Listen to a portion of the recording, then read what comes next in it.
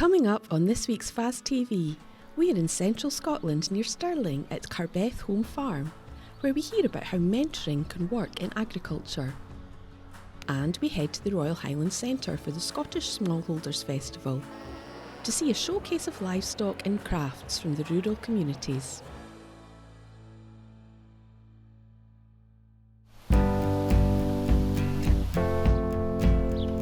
It's always been important to me to mentor young people because my profession was teaching. So most teachers can spot potential, and we all have different potentials. We have different levels of potential. Lawrence's potential was really off the charts, so it was very easy to mentor somebody like Lawrence. And it wasn't long after we first met each other that he was actually mentoring me, and still does. So we have this sort of nice knitting of different mentoring things that are going on. It's really quite interesting and exciting. My personal background in agriculture is zero. Came from a non-farming background, none of my family farm. Met Day about 7 years ago, and the journey started from there. College, modern apprenticeship, and then places like FAS and lots of different meetings have really been how I've educated myself and had a great mentoring day. Carbeth has always had clins. It was a breed that Day chose when she first decided to have livestock, so we still breed those pedigree. 380 went to the top this year, and we're predominantly a closed flock with about 120 replacements. Clins have done very well here. They're a very hardy breed, very maternal. Still produce a good fat lamb, and it has done very well off the grass that we produce. More recently, I've introduced Herdwicks as a native breed again, very hardy sheep, lamb, and live outside, and you put them on concrete and they'll still find something to eat. And then a couple of years ago, I said today I fancy some cattle. And again, very passionate about the native breeds. I managed to get hold of some Galloways and also some Highland crosses. And the plan is to breed them as a closed herd eventually, crossing the Galloway with the white-bred shorthorn to produce the blue-grey. Along with Day giving me a lot of opportunities to learn and to farm here alongside her, she also gave me the opportunity of a small tenancy, an SLDT, which allowed me to have my own CPH, my own little bit to experiment with, which is how I started off with the cattle. I was able to buy some cattle of my own, some sheep of my own, and put them on that tenancy, and then come up with a grazing program that helps me and helps the farm. And when looking at what cattle to buy, I fell in love with the Galloways. They're a hardy breed. They're a much smaller cow, mature a lot slower. The beef has a premium, and again, the inputs are a lot less than you would from a commercial breed. And then I looked at different sheep breeds. As much as I'm in love with the Clins, are a fantastic breed. I wanted to experiment and try something a little bit different. And the Herdwick seemed to be a breed that you didn't really see north of the border or south of Cumbria. So again, I wanted a breed that low input, hardy, lamb outside, do what they needed to do without me having to do anything particular, and it looked good on Instagram. So that's what I went for. When I decided to buy the Herdwicks, I wanted to not just have them and experience them. I wanted to add value. And we're Mighty Vizsla accredited here at Carbeth, so it was important for me to do the same with the Herdwicks, and discovered that there's a high demand for Mighty Vizsla accredited Herdwicks, but very few of them out there. So I invested in the blood sampling and the quarantine of them to breed an MV Herdwick, which I hope to then sell on as something that's high demand for. And equally with the Galloways, them being a slower growing breed, this has to be a commercial element of it. And the blue-grey was quite popular in some of the markets I've been to when selling some other cattle, and wanted to add value to that Galloway by breeding them as crossing them with a white-bred shorthorn for the blue-grey. The use of technology is 90% of our management here. It's very, very important. We do a lot of performance recording. We're very fortunate to have most of the technology, if not all the technology that you would want, and we use that to make some very decisive decisions based on what we're going to use for replacements and what animals we continue breeding from, and how we need to intervene to continue improving efficiency and effectiveness. The native breeds, well, nature kind of adapted the native breed to survive here, so I don't want to intervene as much as I possibly can with the animals that I want to produce, so I can leave them here. They thrive in the natural climate. They are better for the environment, a much smaller animal, less compaction, and I don't need to put them in the shed in the middle of winter. They survive quite well through the harsh winter that we can have. Biodiversity and climate change are obviously hot political topics, so even just from a business perspective, it's something that we're going to be expected to do whether or not you like it or agree with it. So I think it's something that sensibly you need to be aware of. But also we are the biggest custodians of land in Scotland, are people who farm and within agriculture and forestry. So if we don't take a bit of responsibility to look after it, then it's going to be destroying it for future generations. Like a lot of people who are new entrants, they didn't have mum or dad or auntie or uncle to teach them a lot of things, so I've had to embrace a lot of the industry qualifications. So Lantra, I've been working very closely with them to do an ATV course, a chainsaw course, chainsaw instructor course. I'm about to go on a sheep scanning course, but also the one-day events with things like Soil Association, SAC, FAS. These have been equally as beneficial, and I try and immerse myself and saturate myself in as many of these things as I can. Lawrence is not afraid to ask for help and has developed a strong working relationship with Daniel Stout from SAC Consulting. My name's Daniel Stout. I'm a sheep and grassland specialist with SAC Consulting, based out the Stirling office. Met Lawrence a couple of years ago now at one of the Farm Advisory Service events, and I've really just developed that relationship since then, really. And we've really seen how much progress Lawrence has made, and I've just tried to help him as much as I can throughout that process. Between kind of refining the grazing strategy in the sheep, and then also in establishing the cattle herd here. My relationship with Daniel has been absolutely key to me being able to have the confidence to take on the cattle and understand maybe things that have gone wrong and how I can fix that without it being too difficult. In the coming years, he's helped me with my bulling periods, and like Daniel said, the grazing management's been fundamental for us to be able to get the best out of the grass. So Daniel and SAC and the FAS funding that I've received has been absolutely key to me being able to do what I've needed to do, and with the confidence that I've been able to do it in. So yeah, it's been great, and I hope that Daniel and I will continue to build our relationship, and he can help me as the next challenges come to fruition, I think. Yeah, I think the Farm Advisory Service funding as well is so critical, because it actually gets us on farm as well as just giving advice over the phone.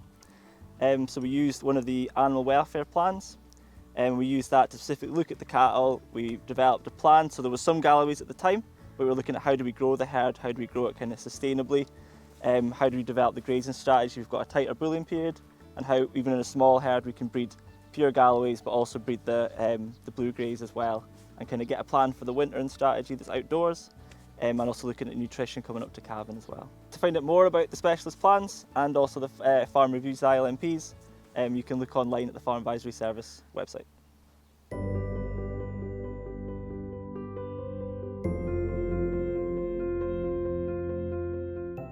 Hi, I'm Day Tucker, and I'm the lucky owner, along with my husband, of this amazing place, Carbeth, and I am literally living the dream.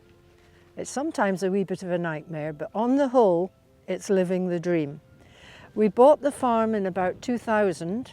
I'd been an art and design teacher at the local high school for years and years, and I'd said to my husband, right, when you retire, I want to have somewhere where the kids can have a field for their pony.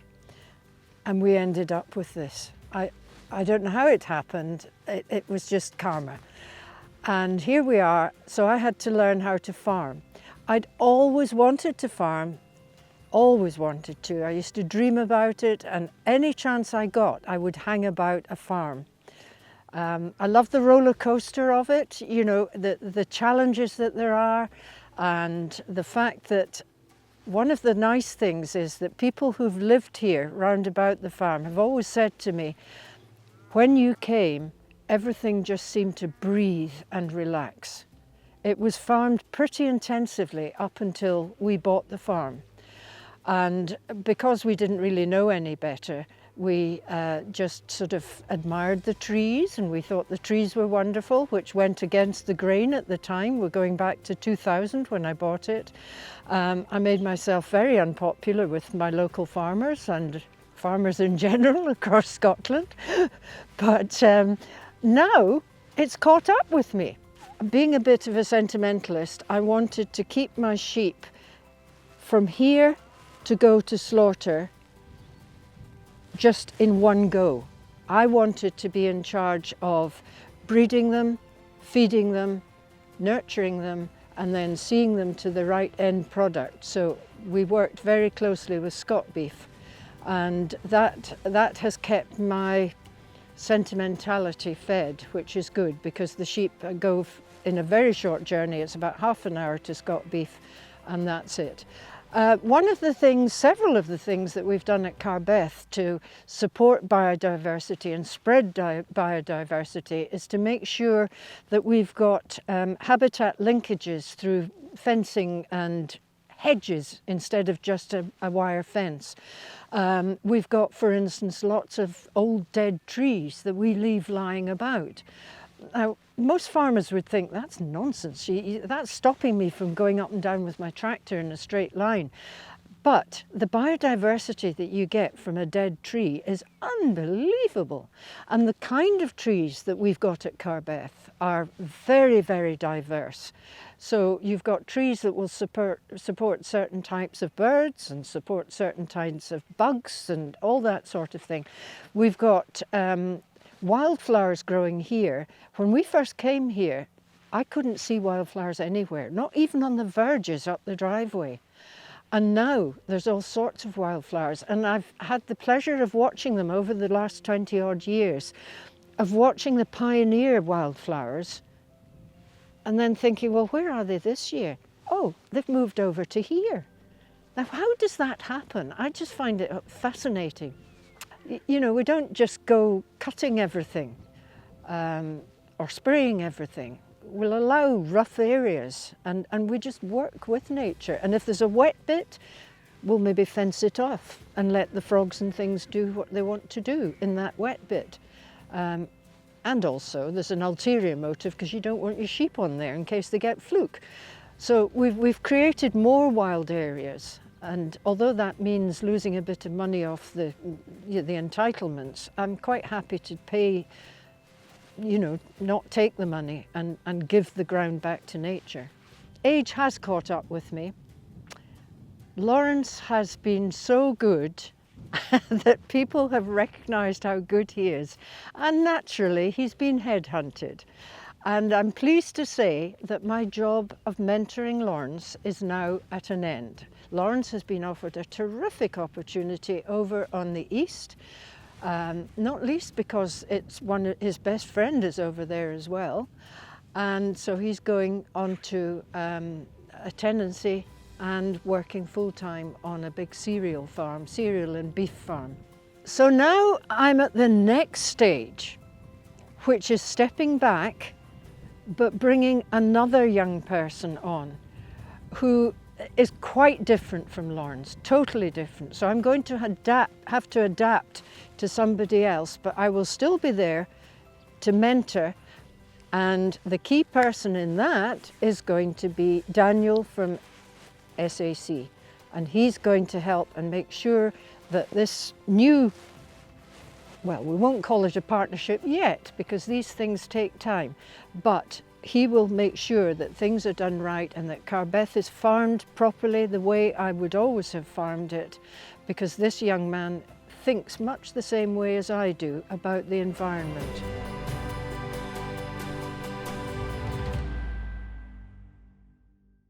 The Scottish Smallholders Festival is an opportunity for small-scale farmers and crofters to come together to celebrate their livestock, crafts and rural skills. Each year, a large mix of people attend to learn and be inspired from other smallholders. Oh, hi there, I'm Martin Beard. I'm one of the organising team for the Smallholder Festival, which has been running for the first time at the Royal Highland Centre this year. It's actually our 12th festival, but it's the first time we've been here, and it's just been a great day.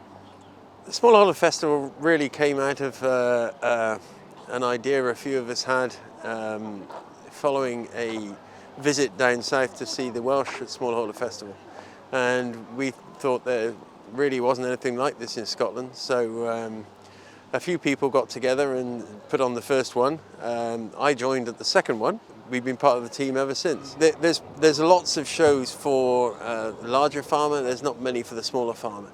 So what we're doing here is giving smaller farmers a showcase really to talk about what they do, how their year has been, and to showcase their sheep, their pigs, their goats, their cattle, their equines, and of course also their crafts and their, the other things they do and the rural skills. It's been, every year the festival has been tremendous at getting a mix of people to come along, and I think the thing that we think most of all about the festival is that it's the friendly festival. People come here because they're interested in smallholding, and they come here to be informed, to be educated and be inspired. Smallholding is important because it's really where a lot of people start their farming life. And a lot of people are trying to get into farming now. They're trying to get into rural life and finding it difficult. It's something that I think is becoming more important to people, is to know where their food comes from, to know that the provenance of how their animals are raised. And I think smallholders have got a unique story to tell there. And it's been very, very, very obvious that there's a lot of people who are interested in the way that livestock is raised. Well, rare breeds are important because that's where it all started. Without rare breeds, you wouldn't have today's modern breeds. And heaven forbid if ever there's another epidemic of some kind, and these breeds may be needed again. Because they're the foundation of everything that we see in our fields. Rare breeds are just part of the fabric of the nation. They were bred to be here. Cattle that stay out all year, sheep that lamb naturally, pigs that do what pigs do best. They're great at regenerating land, and I think that a lot of people now are looking at regenerative farming and realizing what rare breeds can do for them in that respect, because they can live out and they can exist on much lower forage, and they don't necessarily need as much food putting in, and let's face it, costs are really important now, so you want to try to minimize your input costs and maximize your output costs. The other thing about rare breeds is that they are really tuned to the place where they come from. And we've got some great rare breeds in Scotland. There's some great sheep here today, from the North Ronaldsays through to Shetland sheep, through to Soays, and goats, pigs and cattle. Not necessarily Scottish breeds, but some of the Scottish cattle breeds are great. You've got the Shetland cattle, for instance, and there's Shetland poultry as well. So we are very interested in keeping these breeds alive for two reasons. One is that they, as I say, they were bred to be here, so they deserve a place in the agricultural community. And secondly, because they are a real opportunity for people to actually diversify, earn more money, because you can actually get a premium for the produce. Okay, here's my top tips for smallholding. Come to the festival and learn all about it. That would be my first tip, because you need to know, and you can learn from people who've already done it, who've made the mistakes. My wife and I sit and we watch Clarkson's farm and we look at him making all the mistakes that we made. So there's nothing new, and people are willing to share their They're willing to share their experience, they're willing to share their intuition, they're willing to share what they learnt, and it saves you having to go through a lot of that. So I would really say, come to something like the festival, talk to people, talk to keepers, talk to people who've kept different breeds and understand what their strengths and weaknesses are, you know. And when you're starting out, make sure you're getting the right breeds for your land. Or you look at the land and you look at what you can grow on it, and how you can make that work. And you know, I think it's all about just being smart about how you start. Do you know what I get the kick out of the most is talking to people who've been here and who've actually enjoyed the day. That's my job. But you know, getting everybody here is one thing. Getting them here and then hearing how much they've enjoyed it is another.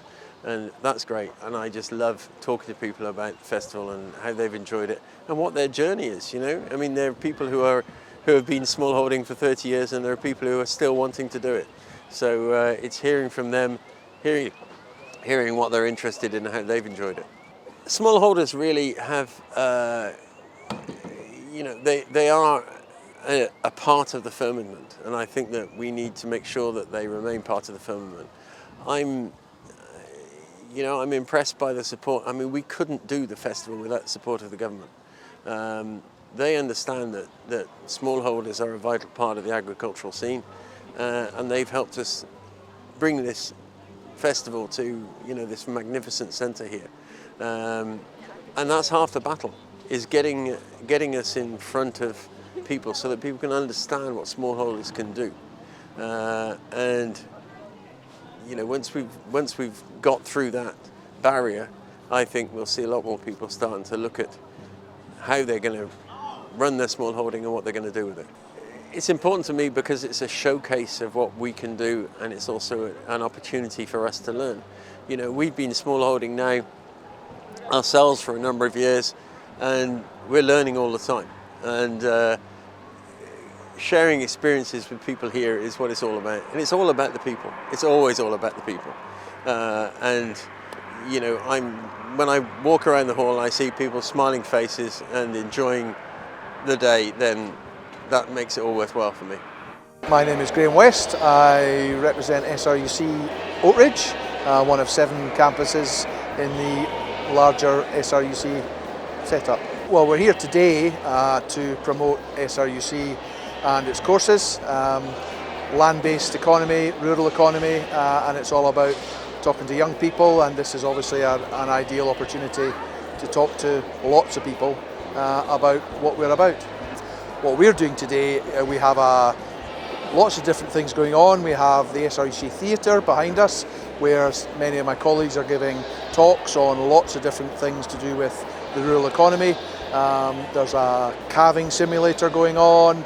There's lots of talks on soil science, lots of different things. Our vet science degree, which is coming, one of my colleagues from the vet school has been giving a couple of talks to people on that, because that's very, very popular.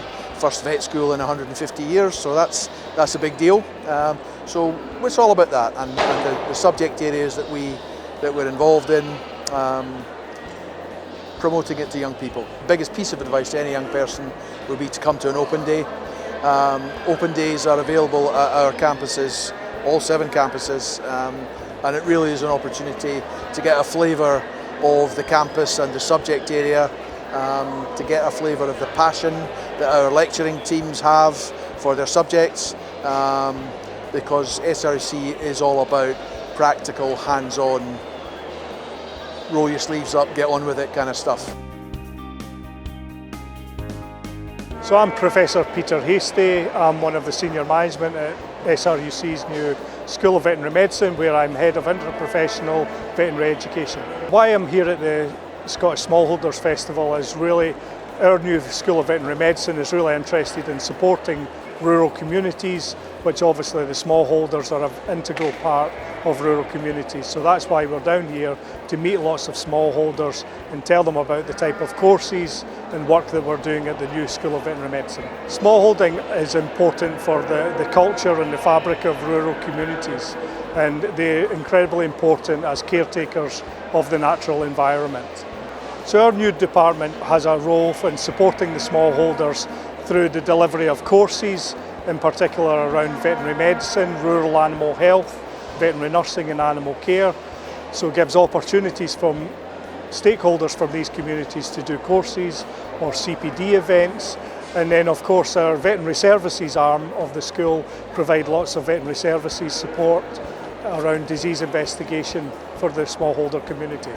So I think one of the things that can be done to help support smallholders in the future is more access to things like small courses, short courses, continual professional development to help people in the smallholding community ensure that they can keep their animals' health and well-being as their utmost priority.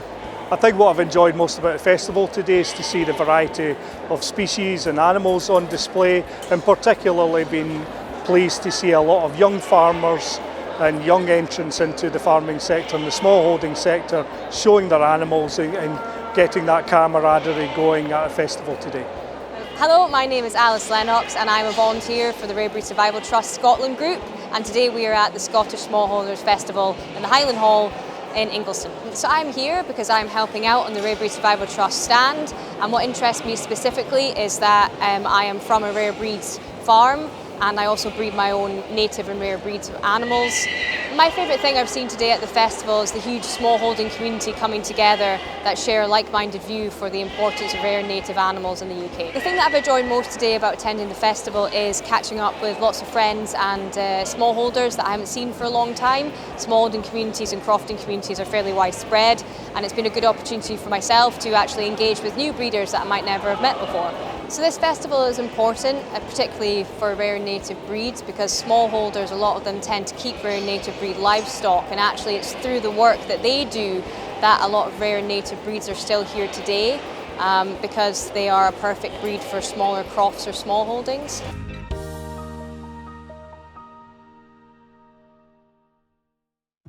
Hello and welcome to October's FAS TV update.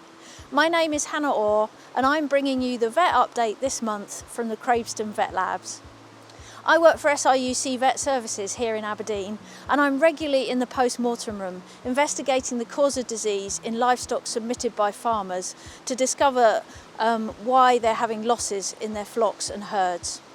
These diagnoses are fed into an anonymised database so that Scottish Government knows what's happening with diseases across Scotland, and they get informed through the work that we do of any new and emerging diseases too.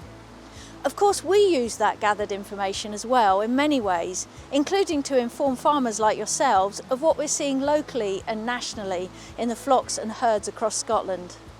So I'd like to take this opportunity to thank those of you who participate and contribute by submitting samples and cases. You're helping others as well as gaining valuable information for yourselves and your livestock. The end of October has seen some very wet and challenging conditions across Scotland, with flooding in many areas, particularly on the east side of the country. Tragically, 3 people lost their lives in the recent floods, and there was also impact on producers who lost both crops and livestock.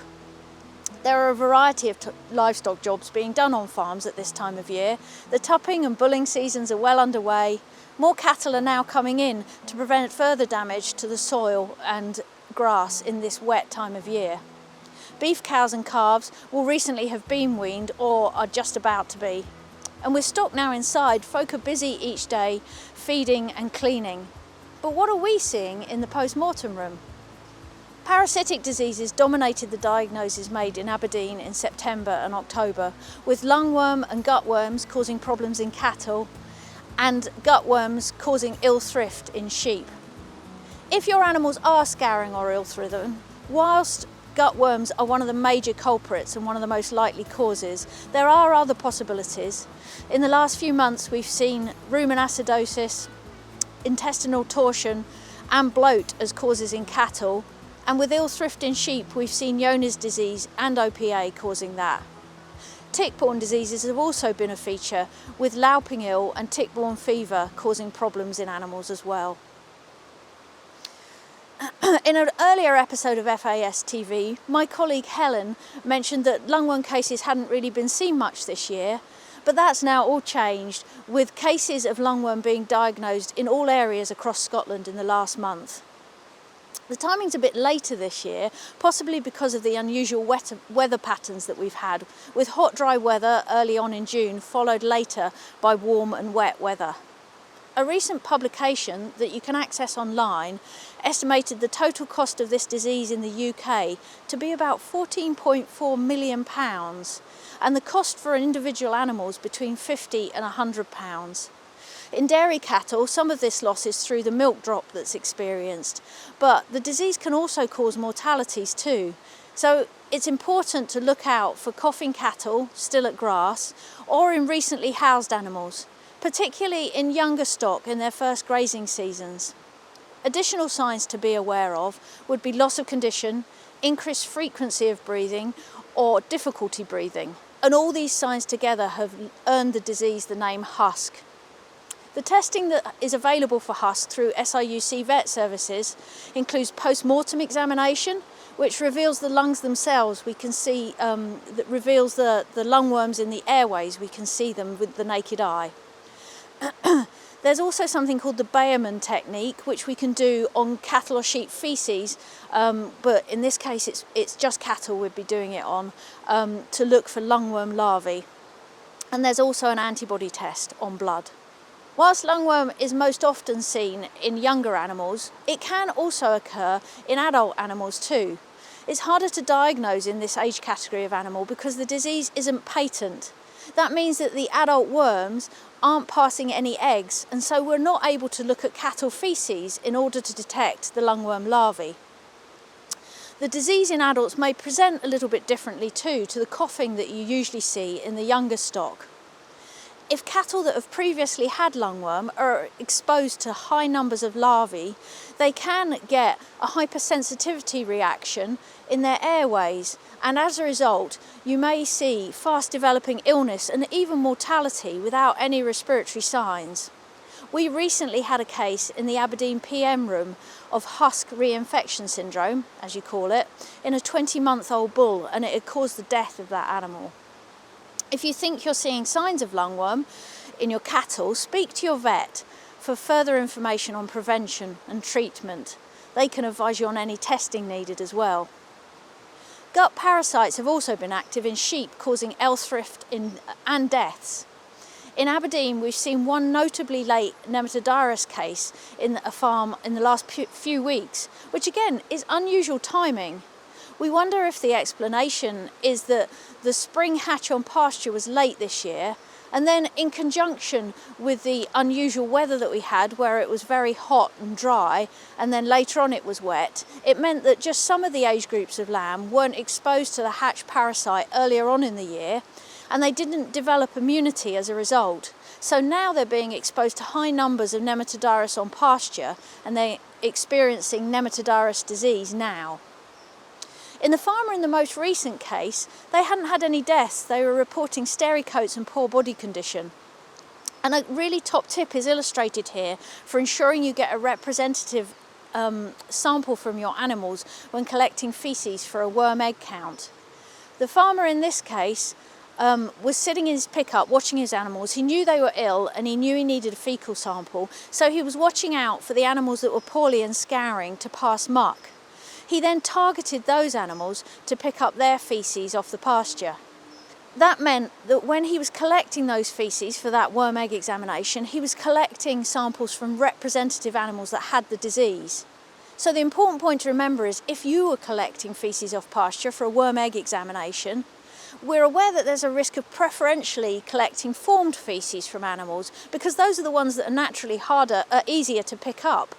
Whereas the more liquid or less formed faeces from animals that are poorly, that's harder to pick up off the ground. So bear in mind when you are collecting a sample of the animals you're aiming to sample from.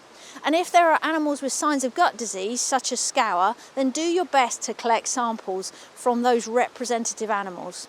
The recommended method is to collect 10 representative samples and submit them without pooling so that the lab can take a measured sample from each one and create a pool that equally represents each animal that you took faeces from. And lastly, a fluke update. Livestock farmers would traditionally be expecting this time of year to be peak fluke season. But as we've already mentioned, this is a really unusual year in terms of weather patterns. So far this autumn, we haven't seen any recently acquired fluke infections in sheep coming through the post-mortem room in Aberdeen, St Boswells, Dumfries and Glasgow. Whilst there seems to have been a low liver fluke challenge in the year so far, if temperatures do remain above 10 degrees C, fluke risk will increase this season. So you're most likely to know already whether you have fluke risk on your farm, even down to the riskiest fields, but keep an eye out for this disease later in the season if the weather stays warm.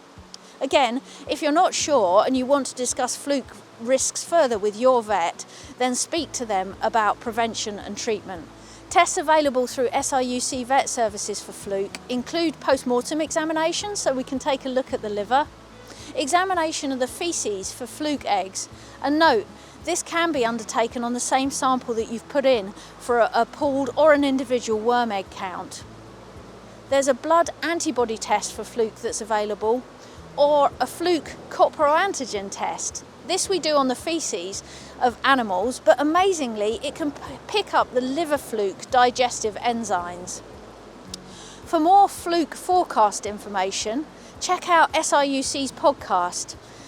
Another of our vets, Helen Stevenson, has recently recorded this on the topic of the autumn 2023 liver fluke risk. You can search online for SRUC podcasts. It's available through many of the popular podcast provider, but it's also available on the SRUC website. If you go there, follow the links from news and events through to podcasts and videos, and you'll find it there. Two other useful sources of information on worms and fluke and so on are the COWS and SCOPS group. COWS stands for Control of Worms Sustainably, and SCOPS stands for Sustainable Control of Parasites in Sheep. These groups have also recently released further information on the current liver fluke forecast for this season, and this can be found online by searching using the terms COWS or SCOPS. So that's all for this month. Tune in next time for an update on what our vets have been seeing in livestock across the country at the end of autumn. Thank you for listening, and goodbye.